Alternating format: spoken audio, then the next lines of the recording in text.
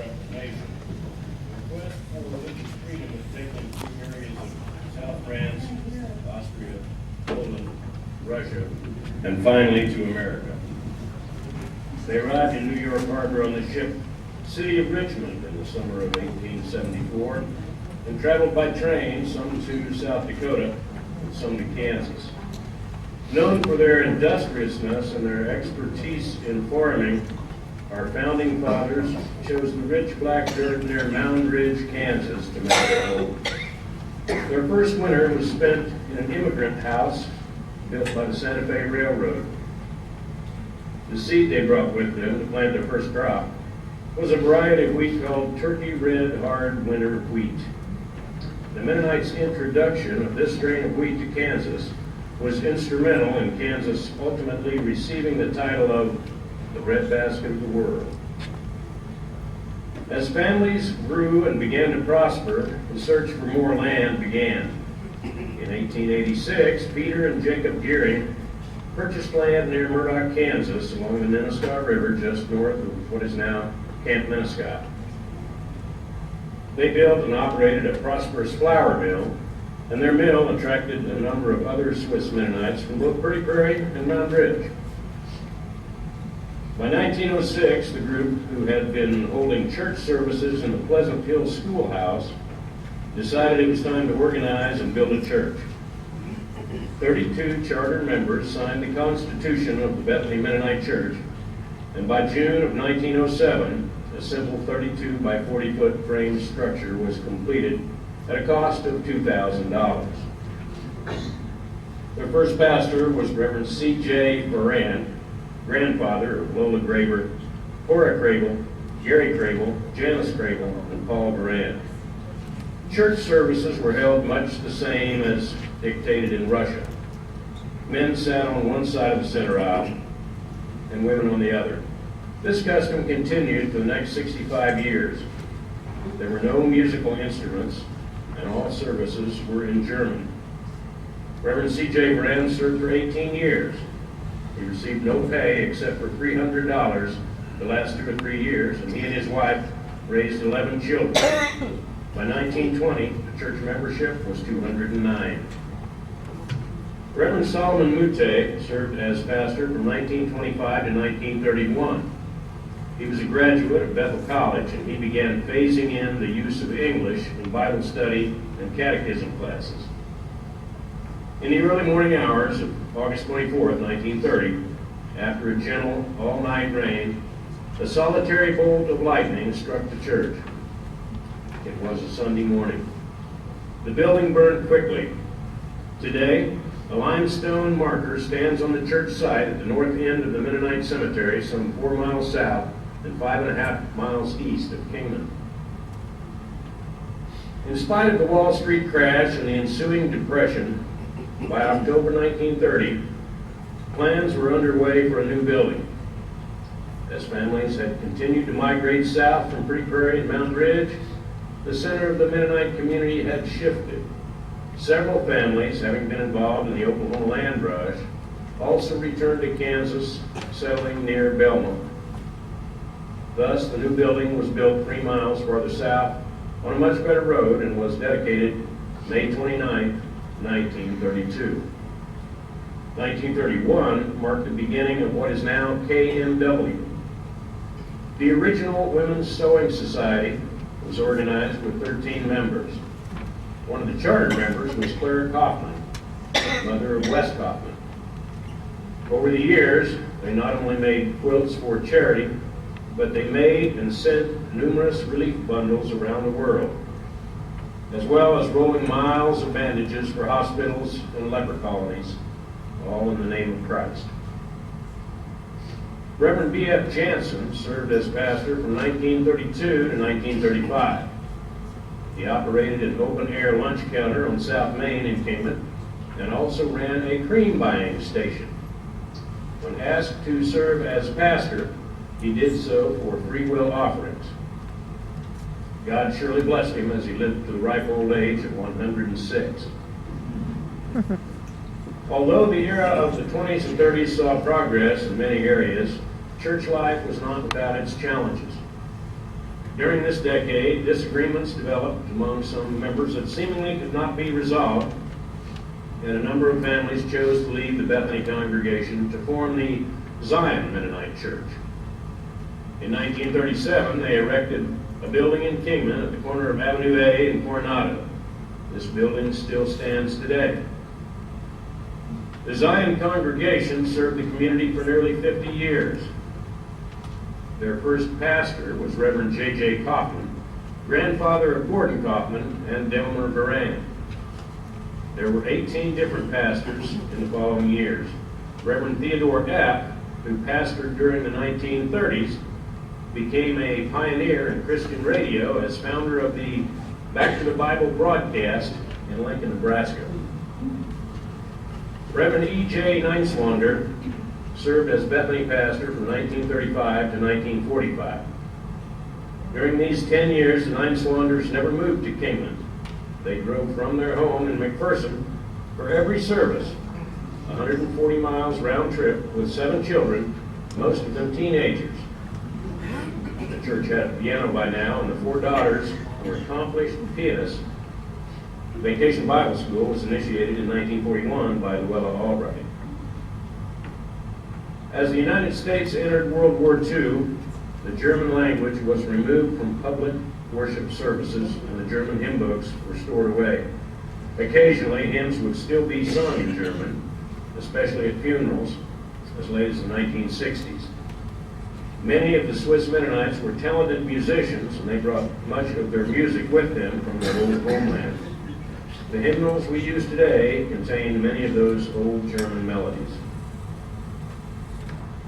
Reverend Herbert Miller served as pastor from 1946 to 1949.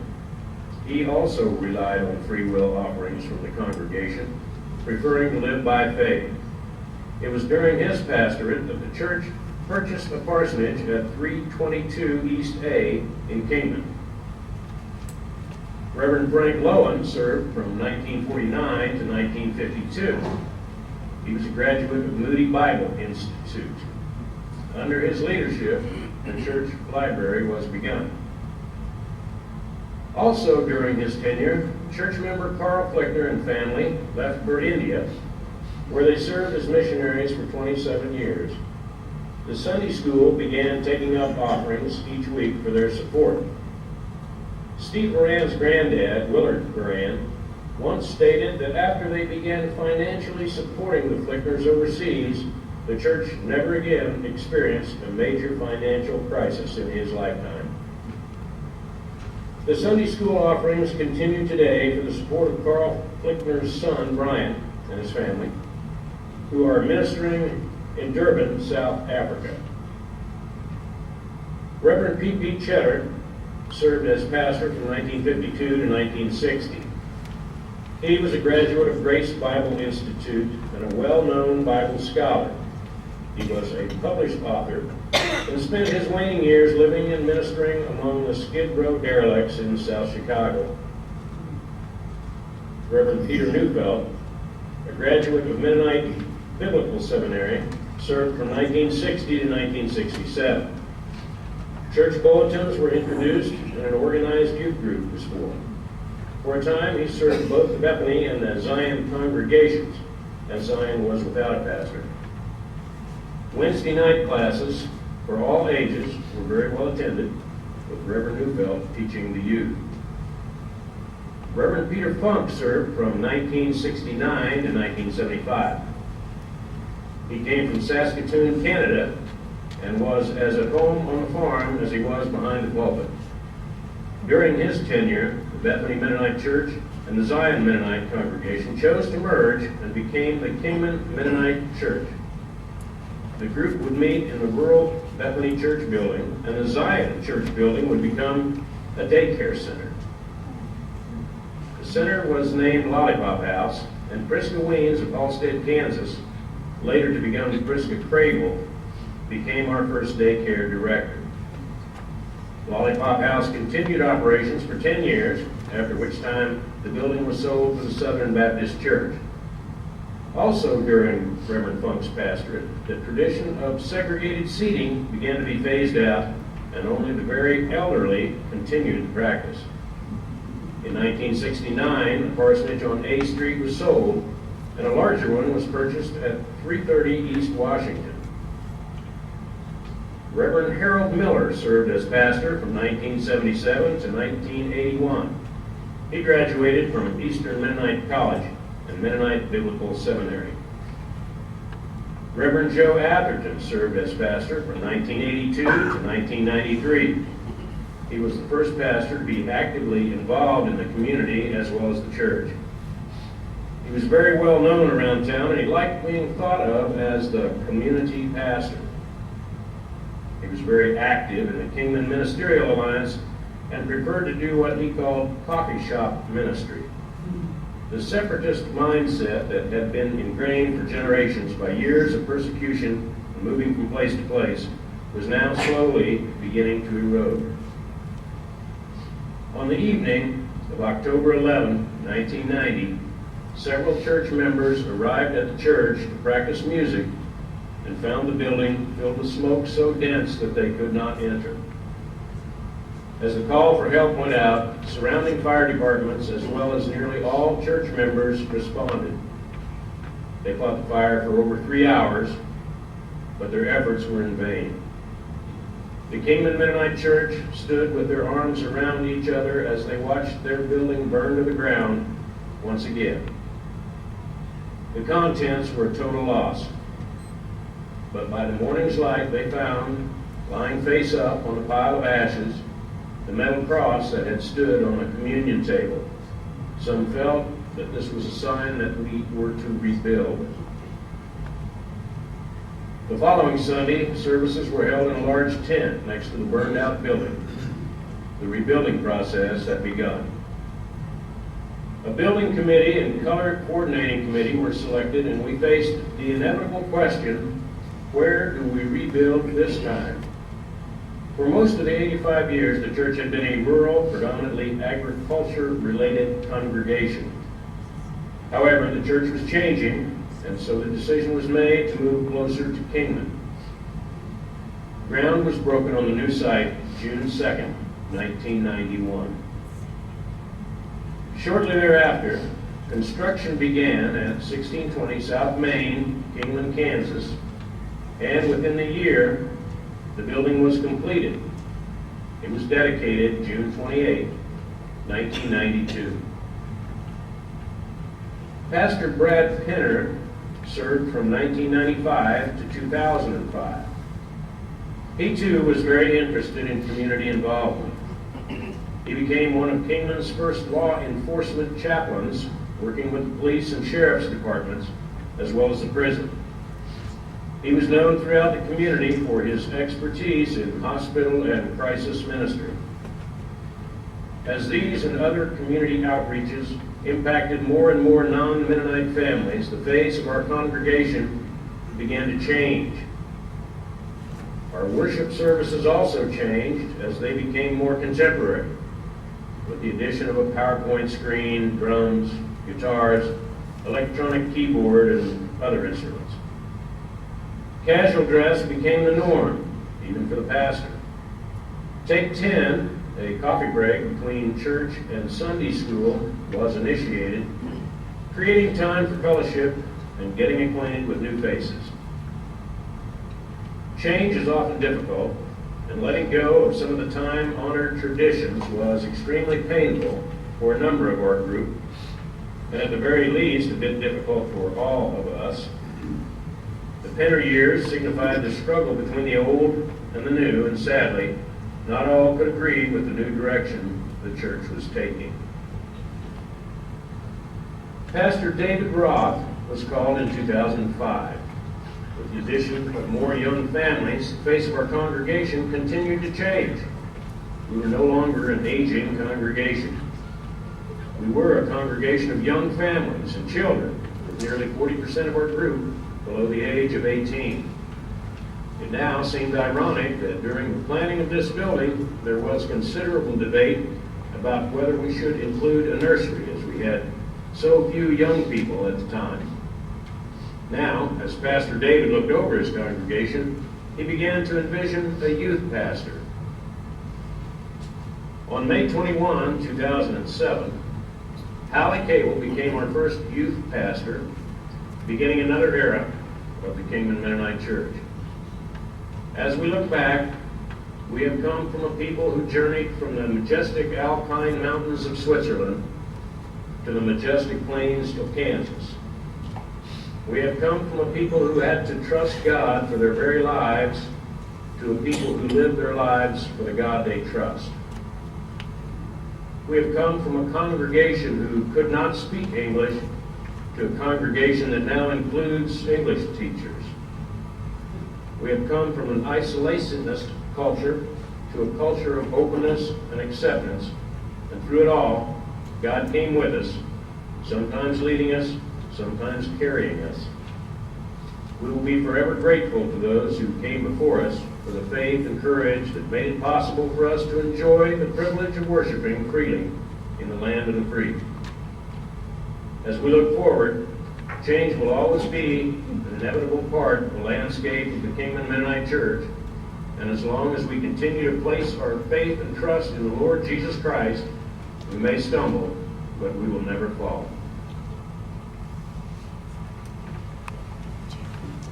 And Loretta is still a member here. The rest of us have left the community at different times. And so Les, I think we'll start with you. I understand that your family moved to Kingman County in the mid-1930s. How do you remember the church at that time, and what were some of the things that you did that stood out in your mind? Well, first of all, this happened 80 years ago. And I wasn't very old at that time, so I don't remember too much except that Reverend E.J. Nineswander was a pastor, and when we moved to Norwich, that's where I grew up. When we moved to Norwich, the folks were wondering about where a Mennonite church might be, and they had probably heard from some of their relatives in Mound Ridge. Both my parents came from Mound Ridge. A lot of you probably know Fisher Pete and Joe and Art and those people. They were Dad's brothers. And Mom was a Flickner. Jake Flickner was her brother. But anyway, they found out that there was a church near Belmont that Reverend E.J. Nineswander was a pastor. Well, it was my understanding that Reverend E.J. Nineswander was a pastor at Hopefield at one time, and that was when Dad was still a member there. And so it didn't take them long to decide that this was a church that we would go to. And just a few items about Reverend Nineswander. As was already mentioned, he lived in McPherson, and he drove every Sunday, and there were just enough families in church that the committee made a schedule for him, and he went to different families' home for the Sunday meal so that he wouldn't have to go home hungry. And that worked out real well. And since there were already 3 boys and 1 girl in our family, why, his parting words were always to the folks, if your boys are as good as mine ought to be, you won't have any problems. Well, there was an incident that happened that kind of shed some more light on this. We boys always sat up in the balcony after Sunday school. And one Sunday, why, one of Reverend Nineswander's boys made a paper airplane. And the church didn't have AC, but they had open windows. And I wrote a little poem so that I could remember exactly what happened. I'll read you the poem and then you'll get the idea. I called it The Perfect Flight. This happened in my high school days. I laugh about it yet. Although it occurred many long years ago, it's something I cannot forget. This all took place one Sunday morn. 'Twas after our Sunday school.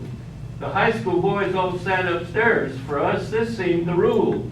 The service started, hymns had been sung, the preacher had started to preach. What was in store for all of us boys? What lesson would Reverend teach? His own son had devised a plan to fold and to fly an airplane. This paper was folded so carefully, 'twas done with much skill and no pain. His intent was to fly the plane just a short ways to some friends who sat across the aisle. If this was done successfully, it might cause someone to smile. The plane was ready, now comes the launch. It sure was a well-made craft. The problem was now that this paper plane got caught up in what was a draft. The wind had come through an open window. The church did not have AC. The current had changed the flight plan of the plane. No better plane flight you'll ever see. The plane made a big circle, then calmly it came to its rest. It landed right smack on the pulpit. The flight was the best of the best. The plane made a big circle. I just read that, sorry. The preacher stopped short in his sermon, looked sternly upstairs at the boys. It suddenly got stony silent. There was not a sign of some noise. Will you boys come down from upstairs and each come and take a front seat? How could such a fine, lovely flight as this was end in what turned out now as defeat? We boys now got up and began our trek. We all felt like heels and chagrin. But now we must pay for what one boy had done. We felt like we must have all sinned. The scene in the church was unusual because the front seats were now filled with boys who were very embarrassed and feared that at home they'd be killed. The preacher resumed solemn preaching. Not one word of this flight was said about what we had seen as a beautiful flight. The subject of flying was dead. Our parents at home were not very upset. They learned who was really involved. They also thought well of the preacher and how he got this deed resolved. No matter how well one's intent, it might not sometimes go your way. A flight might seem quite beautiful, yet somehow it might go astray. Plan A in this case did not work. Plan B said, please take a seat. The son of the preacher here was not alone. We all felt and suffered defeat.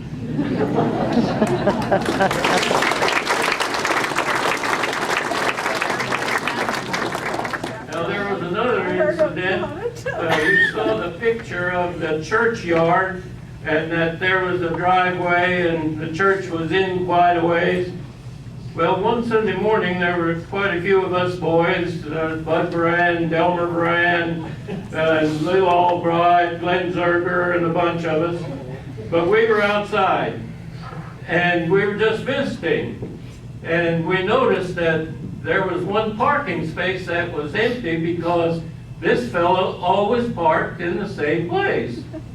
And one of the boys looked up and said, oh, look at all of that dust cloud there in the east.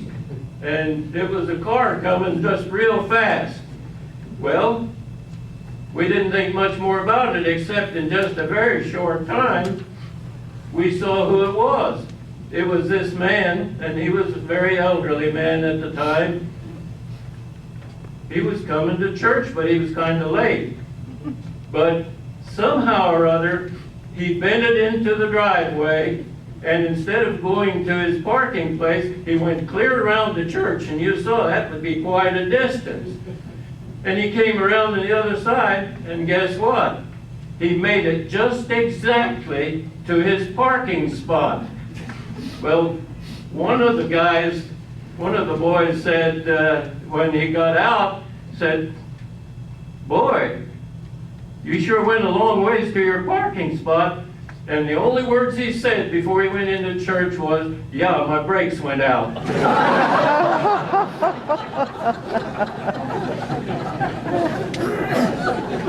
Now, it was this same fellow. We had CE programs once a month. And of course, these CE programs, why, people were asked to do different things, sing or give themes or whatever. Well, I'm going to tell you this about an old man's class. Now, old is not derogatory in any way. It was the oldest men's Sunday school class in church that was supposed to sing a song. Well, let me tell you again in a poem what happened. I entitled the poem Without a Song. And this is a true incident. Our church had programs once a month. It was a fine endeavor. Some folks were asked to sing or play, give readings, themes, whatever. On this one night, an old man's class, remember I said this is not derogatory, this is respectful, was asked to sing a song. They chose one from the hymn book, a song 3 verses long. The men, when called on, left their pew and marched onto the stage. The music played, the song began. George couldn't find the page. You see, these were the older men. Each had his own songbook. Because most men had bifocals, they'd carefully have to look. The men had sung all of verse 1, for George 'twas not to be. Now when he finally found the page, alas, he couldn't see. The group was singing right along. Poor George had faulty sight. He took his smudged up glasses off and held it towards the light. The group had finished stanza 2 and started on verse 3. Now George was cleaning glasses so he at last could see. The song was fully rendered. What trouble could it bring? George couldn't find the page or seat. He never got to sing. The audience dared not laugh aloud, but many showed a smile. After the benediction, they laughed for quite a while. Time for another one. You've got plenty of time. You have plenty of time. All right. So this had to do with the CE program again, and my brother happened to be one of them. Eldon, my oldest brother, and Glenn Zarger, and Robert Kaufman, and there were some others, maybe Clem Avey, I don't remember them all. But anyway, they were supposed to have a Bible verse contest, and they divided up into 2 teams and see which one could stay the longest. And they went for what seemed like forever to me, but anyway, they got slower and slower and slower thinking up verses. And after quite a while of no verses at all, one of the boys said, "Brethren, pray for us." The chairman then ended that particular contest. Okay, there were at times the church exchanged CE programs, and even after all these years, I remember the group came from Crystal Springs, Mennonite, which is just west of Harper, and I don't know why I remember it, except for the one song that they sang, and that was the first time I ever heard it. It was "My God and I," and that stuck with me. Another time, the Zion Church came, and the one song I remember, the only thing I remember from the whole program was they sang, "In my Father's house are many mansions." Now, I was only there. Oh, one more about Reverend Nineswander. We had one family whose last name was Swartz, one family that I remember. And Reverend Nineswander introduced Dad to one of these Swartzes.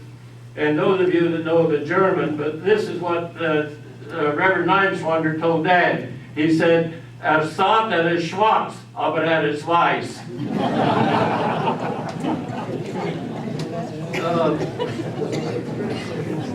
One of the real old fellows retired, and I heard somebody ask him, "What are you going to do now that you're retired? Sleep long?" He said, "Nope.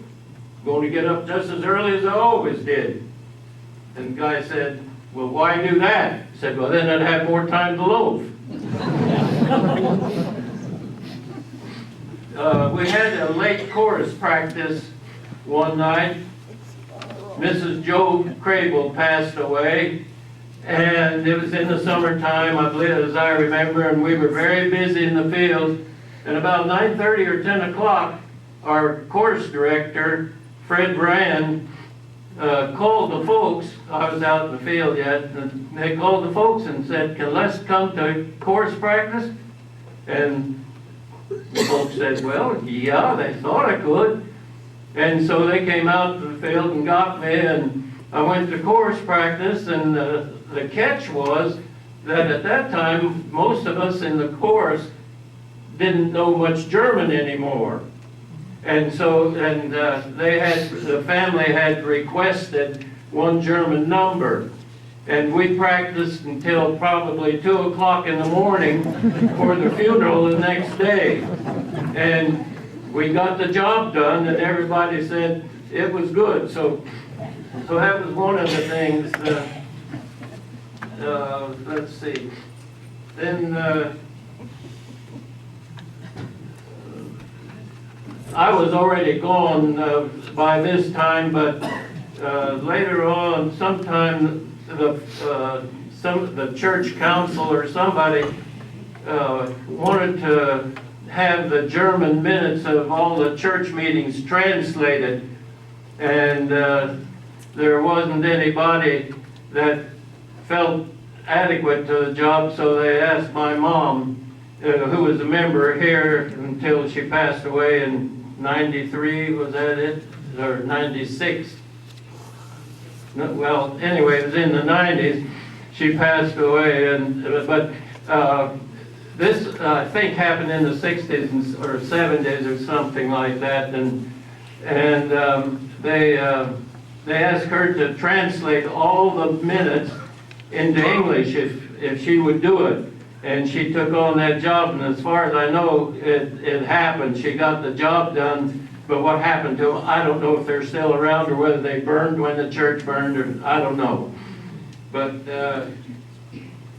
basically, that's all I have right now. That's probably it. One thing that I remember when he was talking about Reverend Neichwander, now the folks always use the German expression, Neichwander. And so, but talking about having a schedule for his Sunday noon meals, I remember where that schedule was posted. It was on the women's side, just inside the sanctuary. And the women always looked to see when their turn was. But I always found this church to be very hospitable. I remember being at Lee's place one time for dinner, and another time, after church, Martha Crable invited our family over to their house for dinner. Well, we lived 10 miles from the church, and so you don't just go home and change clothes. And Mom says, well, the kids don't have any clothes to change into. Martha says, I can fix that. And their daughter Marilyn was about my age and size, and he pulled out a pair of Marilyn's jeans for me to wear. Well, that was the first and the last time I wore jeans with a zipper on the side.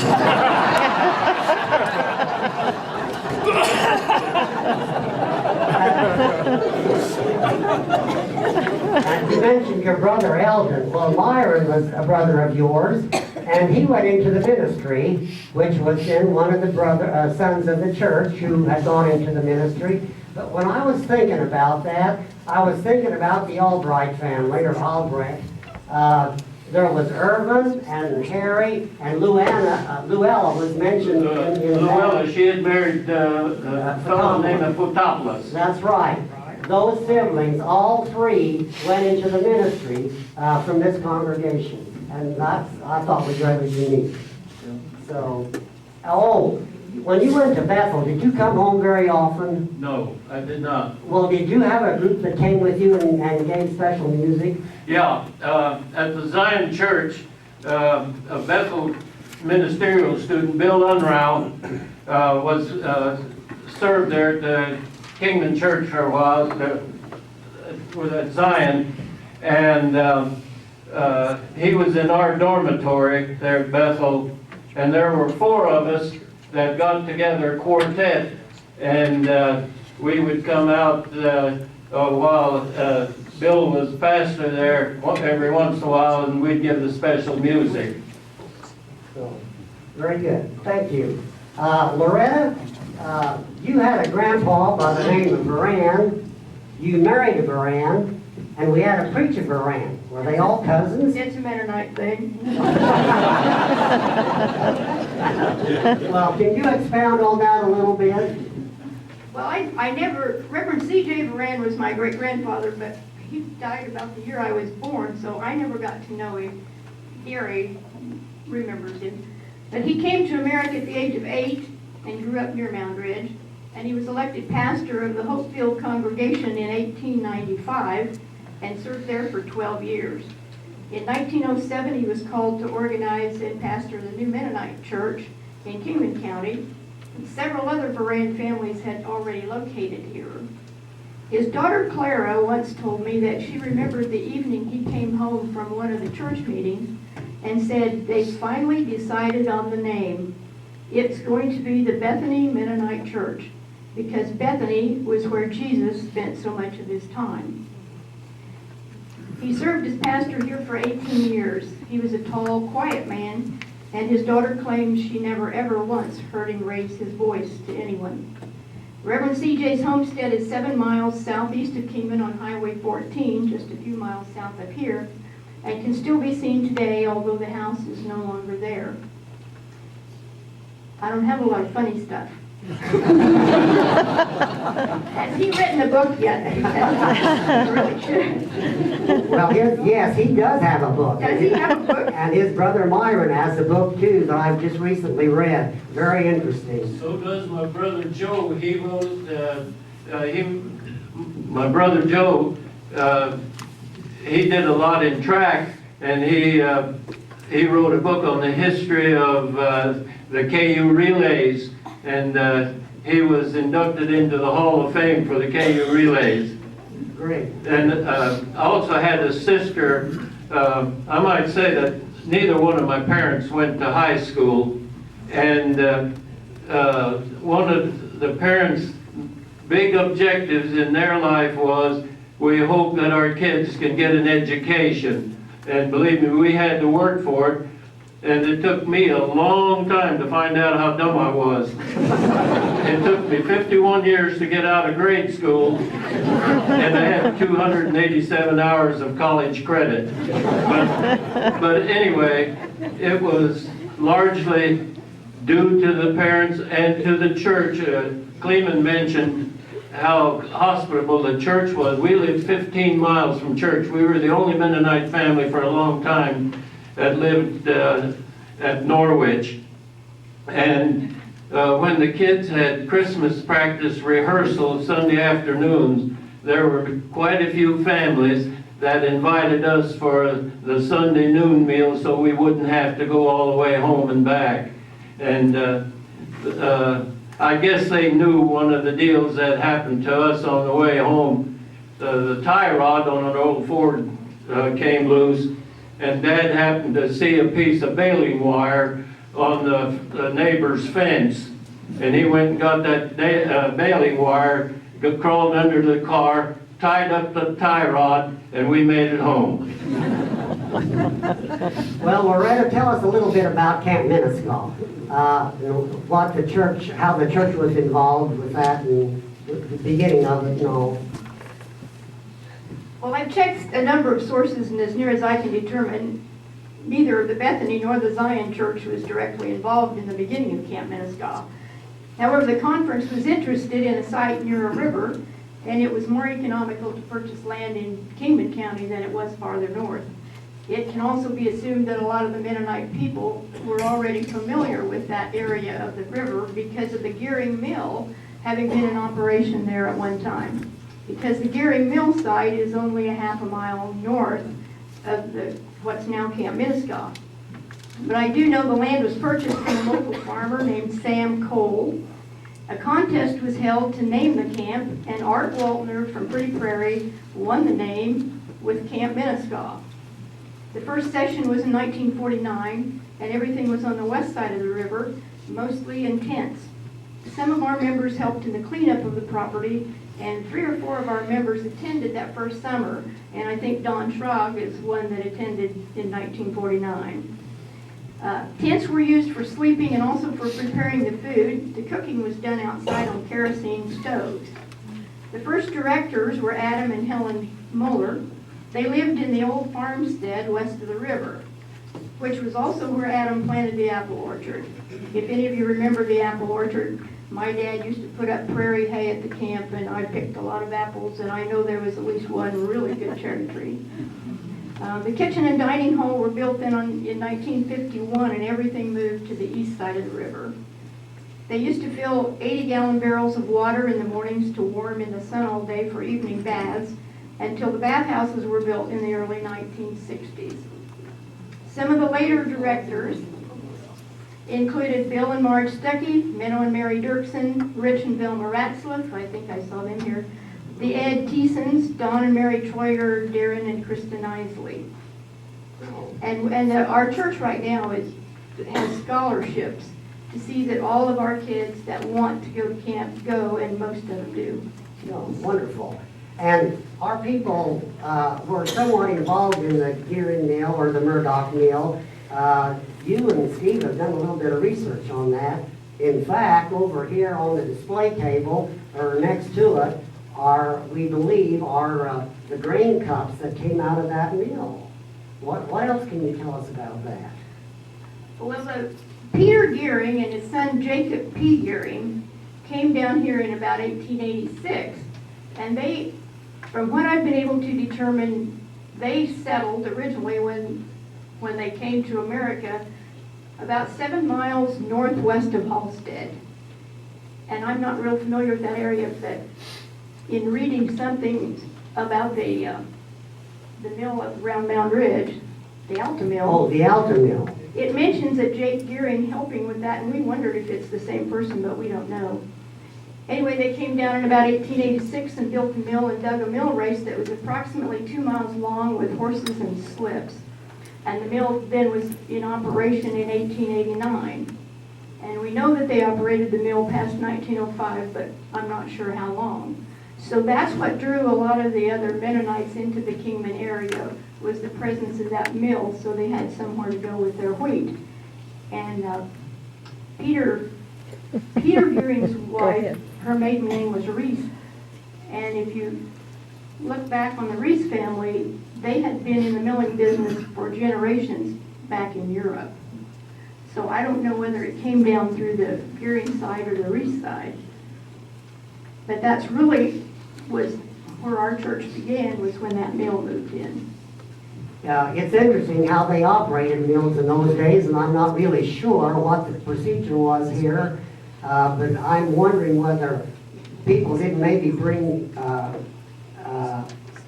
wheat in by the bushel or even by the trailer load, and maybe exchange a bushel of unmilled wheat for a bushel of milled wheat. Do you know any? Well, on the table over there, there's a newspaper article that Jacob Gearing's daughter was interviewed at our local paper, and she said most of the time they come by wagon. They would bring wagon loads in, and most of the milling, or a lot of the milling, was done at night. Okay. I'm not sure why, except maybe that's just when they got here. And there's still some remains of the mill out there. I've seen that, and it reminds me very much of the remains that are out at the Alta Mill in McPherson County. It's most interesting, but you can't get to it. Now, there's also some pictures of that over there. Yeah. Okay, very good. Virgil, what do you want to tell us? I think you was fascinated by the church building and the architecture and all that. Yes. Part of what I was going to explain or talk about was already made visible on the video, and I appreciate that. One of the things that fascinated me about the church building was that, I'll call it the tower. I'm sure it has a proper architectural name, but to me it was always the tower. It housed 4 flights of stairs. there was a little room clear up on the top.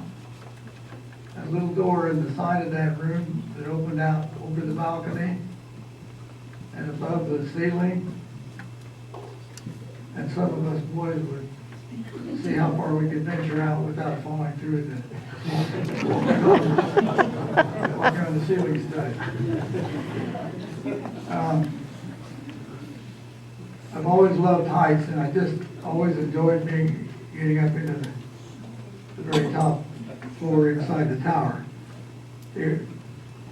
As I remember, later on it was locked so the kids couldn't go up there.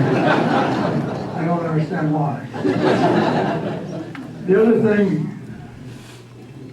that I thought about, before rural electrification came in, which was probably in the late 30s, early 40s, they must have used gas for lighting in the church. Does anybody know anything about that? Do you? They had a carbide tank on the, Carbide acetylene generator. on the Yeah. southwest corner of the building, and occasionally when the lights were dim, somebody would go out there and dump a couple of pills in it and stir it up a little bit. Okay, yeah. So I'm told, I don't remember. Yeah. My memory of the sanctuary was a big vaulted ceiling before the ceiling was lowered, and the lights hanging down from way up there, and I could never imagine how in the world somebody could get up there and hang those lights and wire it up. The other thing that was kind of touched on was the front row in the center, the front pews in the center row. My recollection was the little kids, pre-teens, sat up there. Well, this particular Sunday, when this happened, there wasn't anybody there.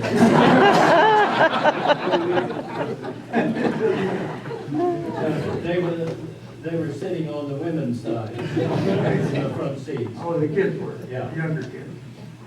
Yeah, well, I often wondered why the little kids were put right there in the middle, right there in the front of the congregation. I suspect there was probably considerable discussions about behavior on the way home from church. Well, I know of several dads that went up and got them, and took them back to sit with their dad. Took them back to school.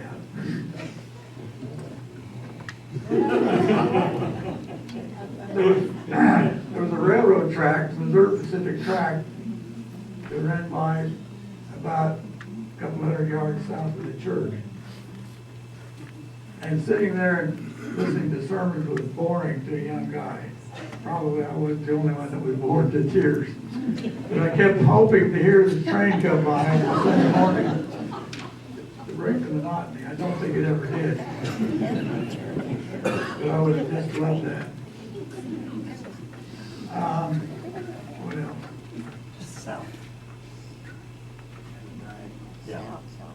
Much of what I had thought about saying has already been covered. One thing that I remember, we talked about the ladies coming on one and sitting on one side and the men on the other. This one particular Sunday, Mom was sitting next to the aisle, and of course in those days the women all wore hats. And on this particular Sunday, the usher's sleeve, button on his sleeve got caught in Mom's veil and pulled her hat off. It didn't fit in the offering plate. But do you remember the pump sitting on the west side of the church? Oh, the well pump? Yes. The water pump. Yeah. Had a common cup. And I'm thinking, and I don't remember for sure, but I'm thinking that they had to carry water in for to supply the kitchen needs back in the day. Yeah, certainly. That was before indoor plumbing. Oh, yeah. Mentioning indoor plumbing reminds me of the outhouses Well, on the east side of the church, east side of the property. one set clear back on the southeast corner, that was the men's. Directly east was the women's. And the women's outhouse was bigger than the men's. Oh, I don't know, I didn't go in there. It was, and I always thought that was strange. I still don't understand why. I thought that the boys a lot of times ran over to the men's place to kind of hide from the girls. But I don't think Lee ever did that because he was always the ladies' man. Okay, Lee, your family moved to Pretty Prairie about in the early 50s. And you lived, what, 20 miles from the church? Tell us about some of that. Okay, we lived just a mile south, and I think it was 2.5 miles west of Brown Spur. If you've never been to Brown Spur, you ought to go there sometime. There's not much left there anymore. Yeah, and we did, a lot of times we made 3 trips. And I still remember when they were fixing that road from Highway 14 to the church. It was so muddy, and we had a terrible time getting through there. And I know we were really worried that we'd get stuck and then we'd have to walk somewhere, but we never did have to. There was either practicing for a program, and usually if we had practice, my mother would make some sandwiches, Spam. and so we didn't have to go home, we stayed there. And one of the things that we always felt was just great, and I think maybe you mentioned it, we really hoped that somebody with children would invite us for lunch so we could play with the calves and stuff like that. So one of the things that I wrote down, and I think when Kingman asked me to do this, I said there's one thing that I remember very plainly, and that was the Sunday that Billy Albright and Rex Rand were killed by that train there by Burton. And I never have forgot that.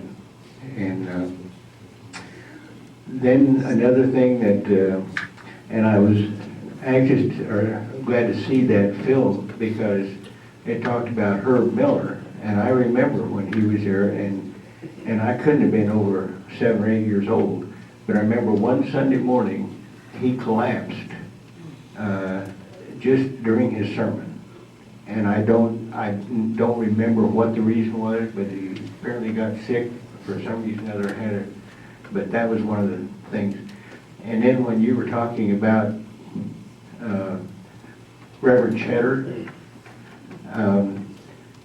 there must have been at least 2 or 3 incidences where the pastor felt that he needed to get the attention of some of the young guys upstairs. And I could name some names, but I don't think I will. and he stopped right in the middle of his sermon and said, "And I want you boys up there to listen." You know, and it got very quiet in there. One of the things I remember about Sunday school was that clear in the front of the church on the south end, there was a little room up there, and I'm assuming it was right to the left, or to the right, well, to the left as you're in the audience.